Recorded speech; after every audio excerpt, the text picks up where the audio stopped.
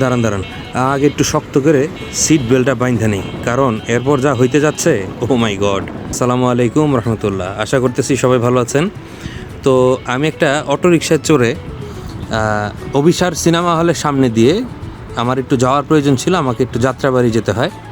তো আমি যাত্রাবাড়ি যাওয়ার উদ্দেশ্যে কমলাপুর থেকে একটা রিক্সা নেই।